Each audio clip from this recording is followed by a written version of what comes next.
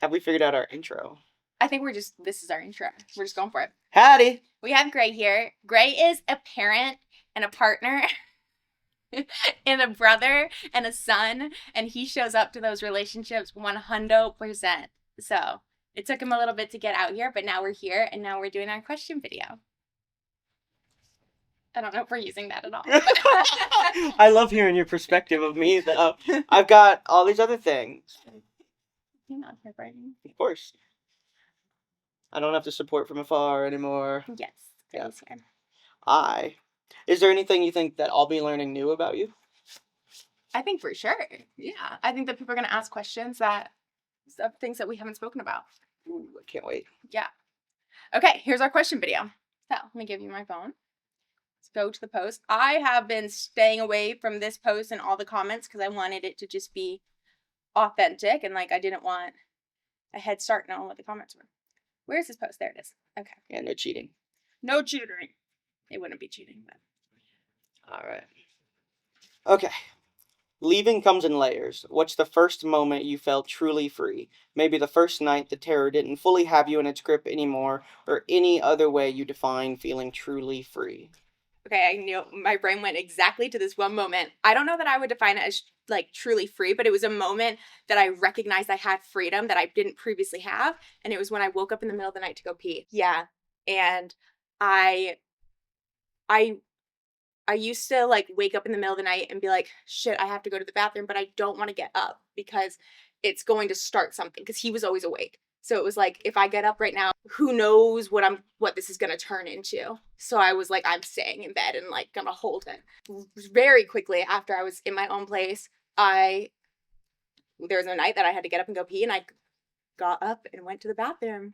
And I remember walking to the bathroom wow, oh my gosh. And just a whole rush of freedom. I could have spun around and gone like this in that moment, because it was just I tinkle. Yeah, I can pee. That is legitimately one of the saddest things you've ever said to me. Wow. Yeah. It really speaks to how much you were in a survival mode. Yeah. At the time.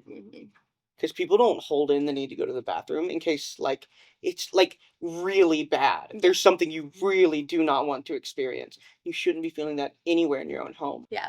But man, was it beautiful when I got to walk to the bathroom when I had to pee. Yeah. It was so good. Honestly, an amazing feeling. Yeah, and you really taken it and run with it. Because now you pee anywhere. Did you know in your heart the whole time, or did you only find out later that you were being brainwashed? Watching from the outside is very different from living these types of experiences out. Praying for you and hoping you get justice. Very disturbing to see everything that he did to you. I wasn't conscious to the fact that I was being brainwashed. There was something in me that always knew who I was, but then I was constantly being convinced otherwise. So that knowing wasn't always present, but it was present at moments throughout. But I was definitely not conscious to the fact I was being brainwashed. Otherwise you wouldn't have been brainwashed. Yeah, I guess, right? Or I don't know. But I can say this, because, I listened to the audios you sent me, basically from 10 a.m. to 10 p.m. last night. Yeah, thank you. Just off and on. And it was non-stop them talking at you. Constantly. This is what you are. This is what you did. And then you would come back either, sort of meekly, or, I didn't do that. I'm not like that. Or, you would try to use their language to explain back to them what they had said, and then they would turn and then blame you for that. So, you were never correct in anything you did. Yeah. And I could hear that. They never looked and gave you any validity, because of course they wouldn't. I mean, obviously. But they never gave your experience any humanity or validity. Yeah. So when you would talk and say, I'm this or I'm that, you were always using their language and repeating back to them what they were saying to you. And then they would blame you because you got it wrong. I'm like, is that not what I was supposed to say? It was a cycle over and over and over. It was 4 hours of audio. Yeah. It was just that over and over and over again on repeat. And I was like, that is... I mean, it doesn't take much to brainwash someone. you need three things. You need to isolate them. You need to repeat the same thing over and over again. And there's a third one. I think it's like you need to make them doubt yourself or something.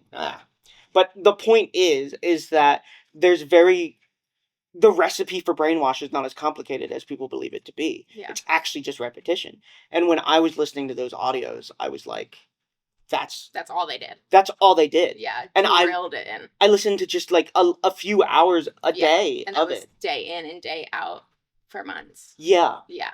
I mean, you didn't have a sense of self. Yeah. And I was also like, I was already brainwashed to a degree before we even got to the desert.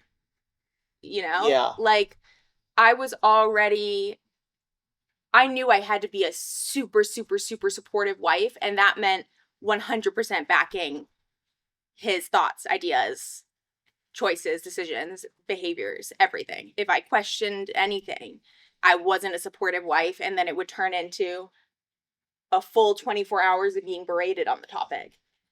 So, like, when he said he was Jesus very, very, very early on in the desert. And by the way, we called the desert at the time the playa. So sometimes I refer to it as the playa, but I've gone away from that and I mostly just call it the desert. But if I ever say the playa, talking about the desert. But very, very early on when we got there, he was Jesus. And I remember thinking at the time, okay, this is super, super alarming, but I have to be super cautious how I bring this up to him because I have to be supportive. So how do I voice my concern but also being supportive? And then that compounded into, well, hold on a minute. Like, who am I to say? Maybe he is Jesus. Maybe he is more like spiritually. I thought he was very spiritually evolved and advanced and could access things that I could not access. So I was like, who am I to say? It was probably 50-50 split down the middle of, I am very, very, very concerned and scared, and who am I to say? And that was rooted in me having to be supportive. So my brain, I think, gave me like the option of 100% being supportive, and then like, I'm very concerned, but how do I also be supportive in my concern? And you're doubting yourself. Yeah, tons of doubt. And it's what you told me last night. You said that when you went back with him, you told the voice in your head, just never speak up again. Right. So that to me was a sign of like, I'm committing wholly to this. Like, you never would have made it to the desert. Correct. If you had any sense of what was happening or what was wrong, because he had displayed so many behaviors prior. Yeah. But you had deliberately gone out of your way to silence that voice. Yeah. And that's part of the coercive control. Yeah. Like, yeah. And what he's mentioning is, so 2019 was the one and only other time that I tried to leave. And it was because it was still very early on in our marriage, our relationship, but I could not get the doubts out of my head. They were becoming so screaming loud, I couldn't live with it anymore. And so, and I went to my therapist about this for a long time. Horrible therapist, by the way. We'll get into that. Horrible therapist. She misled me on every avenue and just bad. But I went to her a lot about my doubts for months and months and months. And I mean, more than months. And I couldn't deal with them anymore. And so I left him. And very quickly, he got me back under his control, really. But I did leave, and I drove across the country, literally from California to Massachusetts. And then I was away from him for a couple months, but we were still like together in a lot of ways, and still communicating like we were together, but like taking space.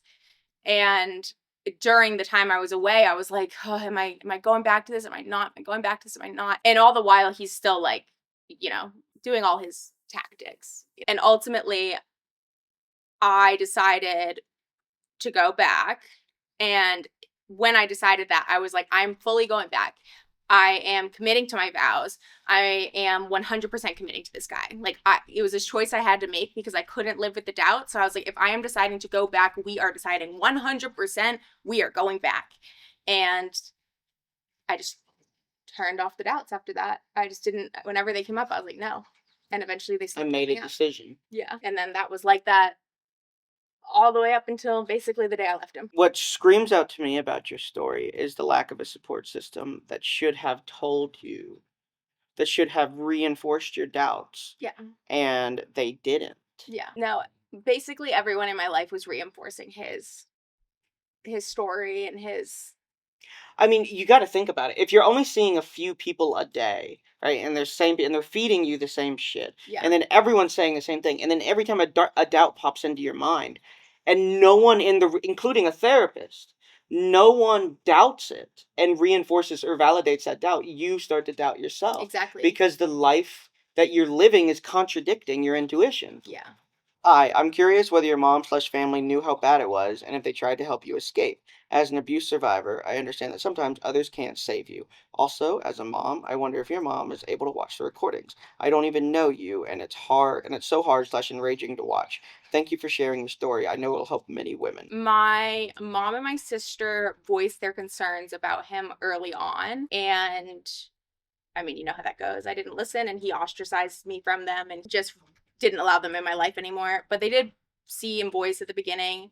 Did they know how bad it was? Definitely not. My mom suspected it was fairly bad, but far from the level that it was. I don't even know if she suspected physical abuse. So no one knew. And he was able to manipulate my mom against me at points as well. I was listening to an audio last night where he texted for you. Yeah. To your mom. Mm-hmm. He would do that, like when he would have my phone and stuff, he would text as me to her. But he was able to manipulate my mom against me. And my mom was not clear on what was going on, and yeah. Also, we are filming right now on the same tripod and the same camera as in those interview videos. The tripod is even covered in sand. I know, it's gross. It's covered in sand from the desert. So this is a very full circle moment, sitting here filming an interview style video. I loved when you told me the idea to do this. Because I've experienced similar, not to your degree, but now that you are healing and independent, what makes you most proud of yourself? Leaving excluded, but what accomplishment achieved makes your heart swell? I think what I'm really proud of myself on is that I found myself. In some ways, it was a very quick, the veil was lifted and I was seeing clearly. In other ways, it took longer for me to see the depth of the abuse. But I believed so many horrible things about myself, and I was searching for the truth so much, but my intuition was always there. And once I was able to see clearly, all of the little voice in my intuition was proved right all of that time. And it was like, bam, I know who I am, because I knew my intuition was right the whole time when I'd been doubting it for the past 5, 6, 7 years. And I'm just really proud that in that moment I was able to be like, oh, I'm seeing clearly. I trust myself fully. And like my self-trust and connection and just relationship I have with myself from that moment forward has been life-changing. And I'm just so happy that once I saw clearly, I knew that I could trust myself. As a family member of someone in an abusive relationship, do you have any advice on how to support them if they're not ready to leave? Just being there. The victim knowing that they have someone who is safe, non-judgmental, and who's just there.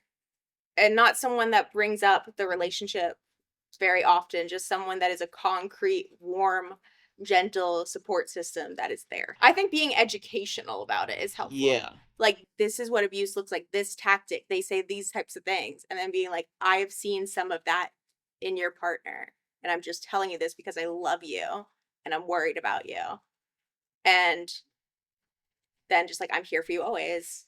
And then just going back to just being a supportive, happy person in their lives. Because one of the things that helped me get out was I had a friend, Ruth, and she didn't know anything about what I was going through, but having a sliver of a life outside and having a person that I knew was in my corner, life-changing. What was the first instance of him exhibiting abusive tendencies? I think the way he treated me sexually from the onset. I was treated as a sex object and like my purpose was to, like, he would tell me how he is entitled to sex with me and the type of sex, and yeah. And you were 19. Yeah. 19.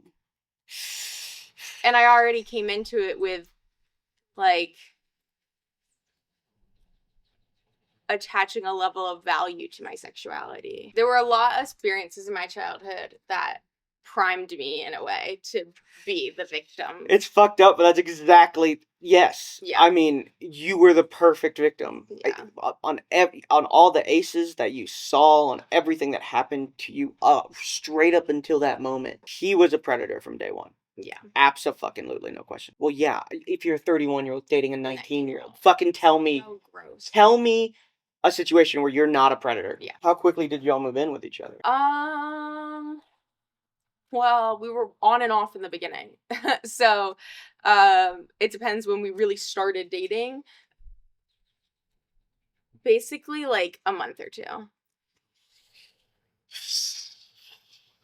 I'm just imagining a 19-year-old living with a 31-year-old.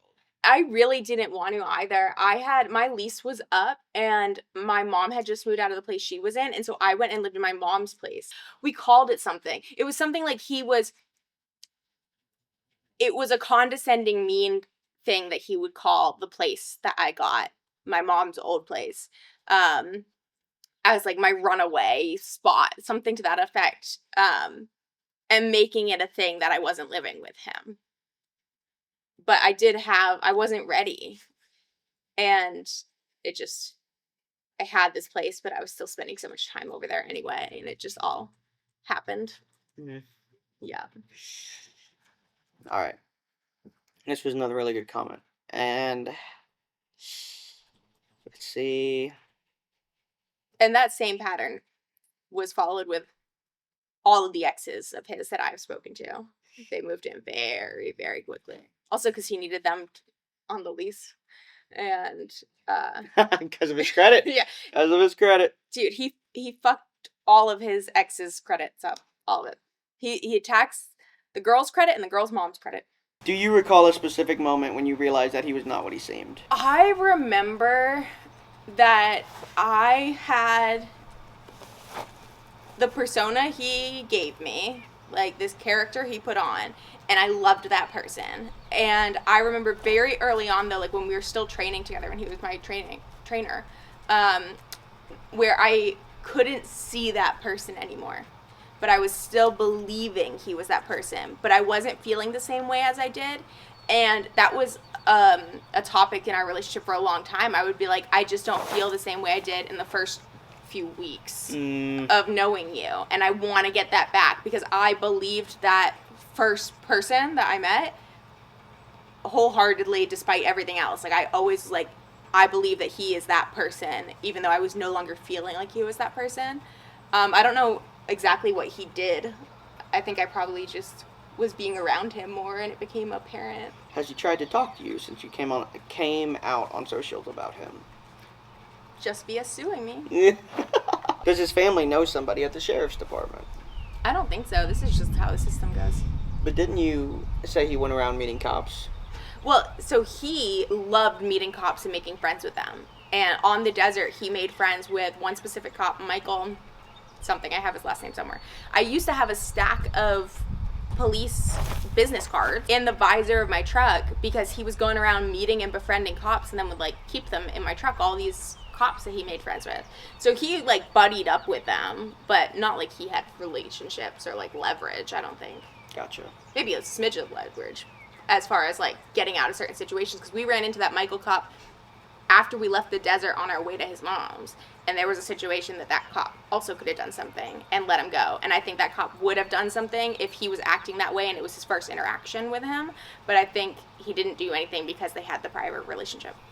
And man, did I need help that day. That was a whole night of crazy, and what happened, that cop interacted with us moments before the trafficking incident. Wow. Yeah. Okay. We left the cop and went into that. Yeah. And my ex was acting nuts. Like, the cop even was like, and literally walked away and got in his car. And then my ex called him and left him a wild voicemail.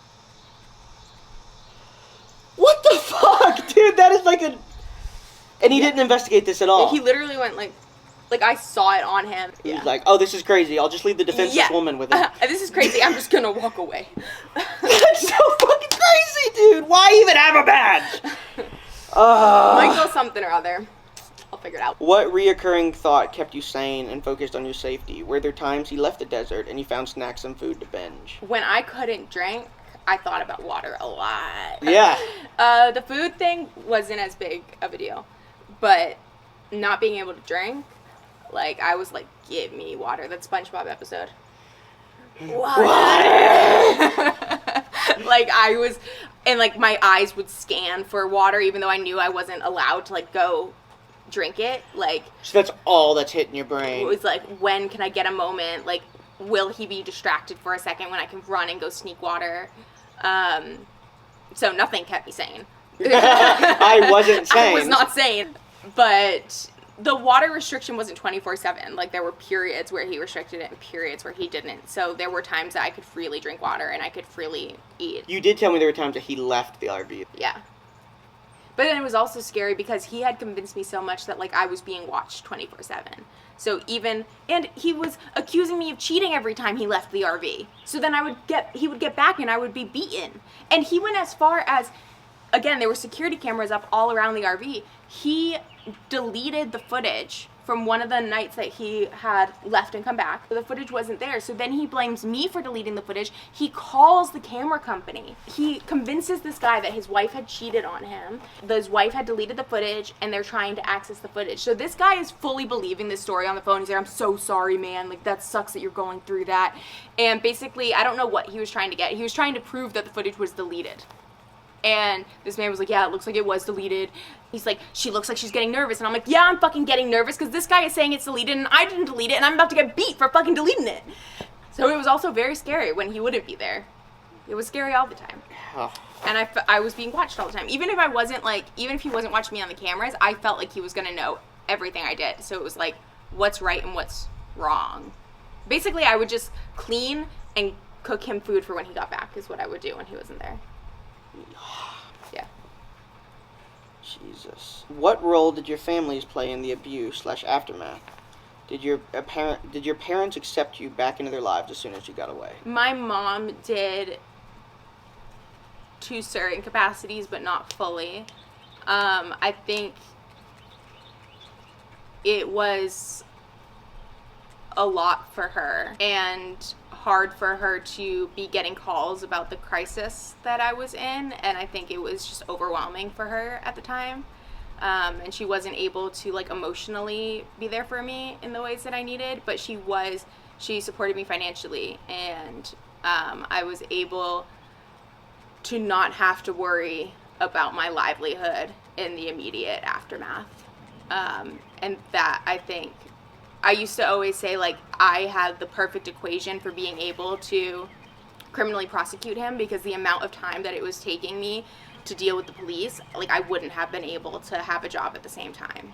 Like, it was a full-time job, more than a full-time job. My mom gifted me that opportunity, but emotionally it took quite a bit of time for her to be able to emotionally support me in the ways that I needed. I need to add that my mom is wonderful now. I do need to add that. She's super supportive. She has my back.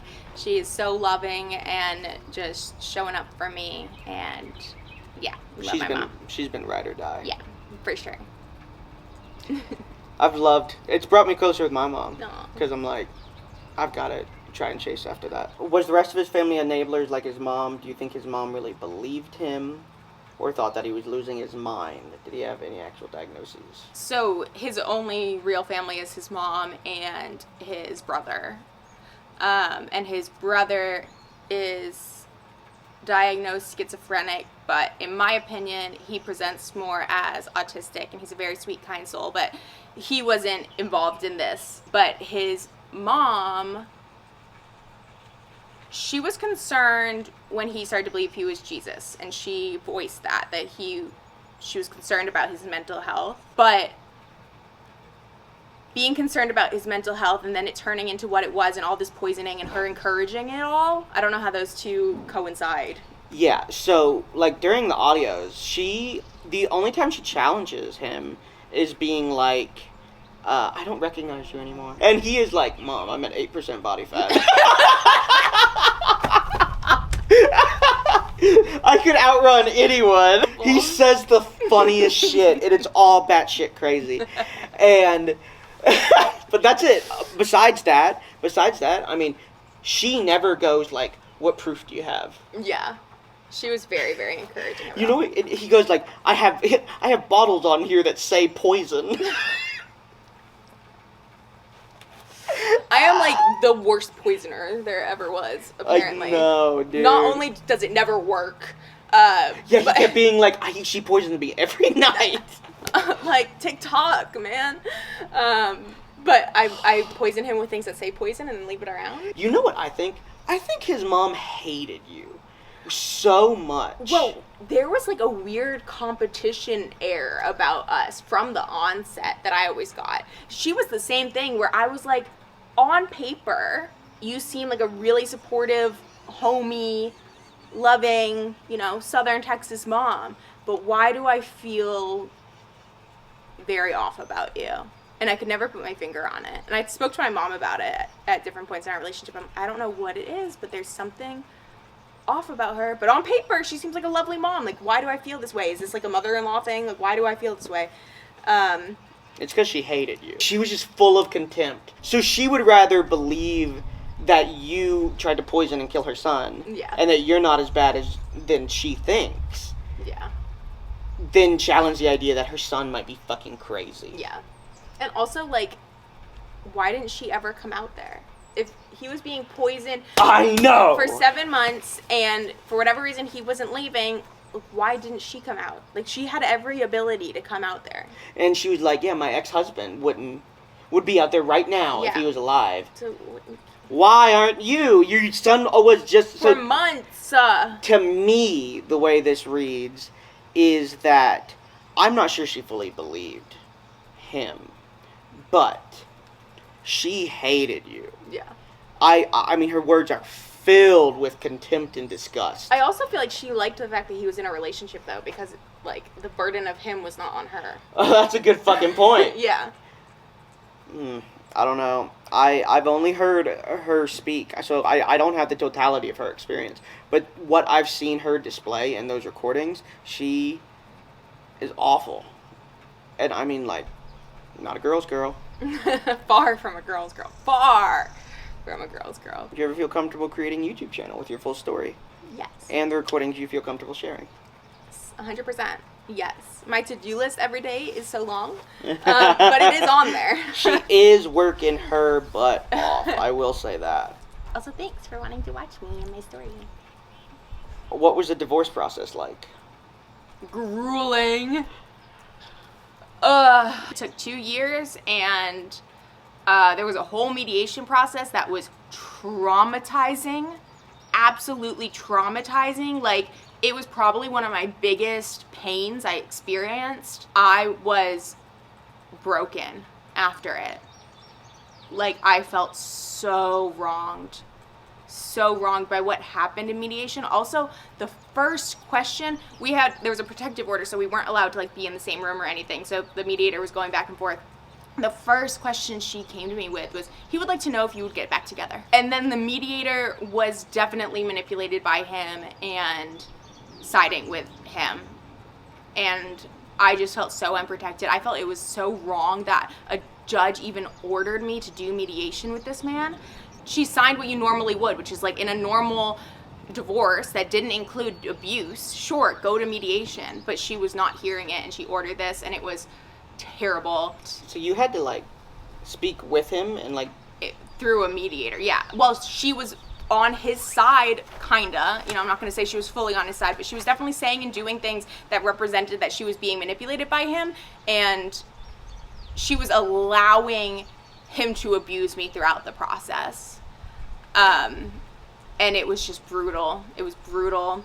And afterwards, I just felt I just felt so completely wronged, especially because I was like, I wanted to be in court. I'd rather a judge rule on this than me get manipulated and abused throughout this. Like, I was alone too. I didn't have a lawyer through the mediation, and like, I was just abused throughout all of it, and it just felt so deeply wrong. After the mediation, he wouldn't even sign the fucking divorce decree either. I sent it over to him. He had months. Dude would not sign it. So I'm like, cool, going back to court then. I was so ready to go to a jury trial for personal injury, even though it was going to draw things out like another possibly like 18 months. I was like, I want this to go in front of a jury. So yeah, he finally signed the papers because bitch didn't want to go to court for personal injury trial. Yeah. Dude, that one mediation though, like, ugh. It broke me, man. It was brutal. Brutal. Shouldn't have ever happened. This dude, we were supposed to have court. He pushed off hearings like 12 times, and for one particular hearing. And we were supposed to have court, and he called out sick the day before. That same night, he violated my protective order to invite me to a barbecue. Like, just games, constant games, and nonsense. But the divorce process sucked. But your girl is divorced. Also, it says that I am divorced on the grounds of cruelty. And I was very, very happy that I was able to get that in there because it's true. That's badass. Yeah. I love that. Do you have PTSD? If so, how do you cope during spirals/looping, panic attacks, and flashbacks? So, yes. And I have moved through a lot of it. I don't experience it anywhere near as much. I was at 100% for a long time. And now I'm at like 5%. Yeah. The really only time that I experience it is I will spiral into being really, really afraid, even though, like, afraid for my physical safety, even though there's nothing in my environment in the moment that is representing that I should be afraid. He helps me out so much. I've never had anybody help me out like this. Like, I will be like, there's people in my bushes, like, ready to kill me, and like fully peak, and by the end of our conversation, like, very quickly, I'll be like, you're right, we're good. Yeah. We're good, we're chilling. Hey, you don't sound all that freaked when you call me. I can tell you're afraid, but to me, I'm like, you're still rational. Thank you. You're still rational. I think that's a sign of just how in control you are of your fear. Yeah. Compared to because you're not letting it steamroll through you. Yeah. You're still processing it. Yeah. But like, it's so much. Yeah. Like, and I can just be brought back to reality where it's like, oh, okay, yes. Wait, this is just fear. There is nothing showing me that I actually need to be in fear right now. But I think that's really the only way that I experience it. Nightmares sometimes, but only if something like happens, and it's normally him chasing me, and I like can't get away. Like, I can't ever run fast enough. Yeah. In terms of PTSD, I'm not even sure you'd qualify for a diagnosis. I think I would have early on. Of course, early on. But not anymore. Yeah. Yeah. Have you dated since then? If so, what symptoms did you experience, if any? Okay, I want to talk about this. Yes, I have dated since then, and shout out Jose, because this man, I dated him for about a year, and I always say I felt like he like wrapped me up in a blanket and carried me through a really, really difficult chapter. He was amazing for me, and he was just so gentle and so loving that I really didn't experience any symptoms. Like, I just got wrapped up in his love, and I loved it, and I could communicate with him, and he was just a safe person. I was very curious how I would experience symptoms, and I was always like testing it and seeing like, ooh, okay, like, especially at the beginning, like, I was constantly testing my trauma, and trying to understand how traumatized I was and where it came up, but it didn't really come up. It did sexually, and that's something like I really haven't started healing on that front very much, but we were still able to have a healthy sex life that wasn't like, I wasn't appearing traumatized, I wasn't feeling traumatized, but definitely more like numb and resistant in that area. And then ultimately I left that relationship because I just needed to spread my wings.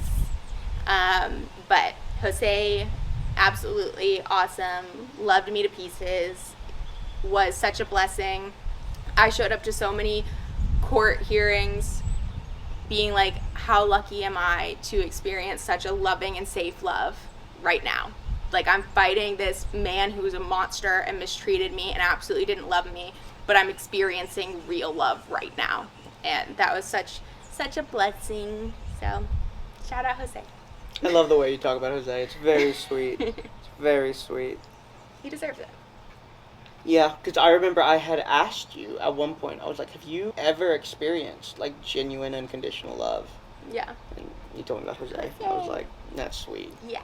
Jose's awesome. What did it feel like, that first step from seclusion into the world outside? I wanted to have fun.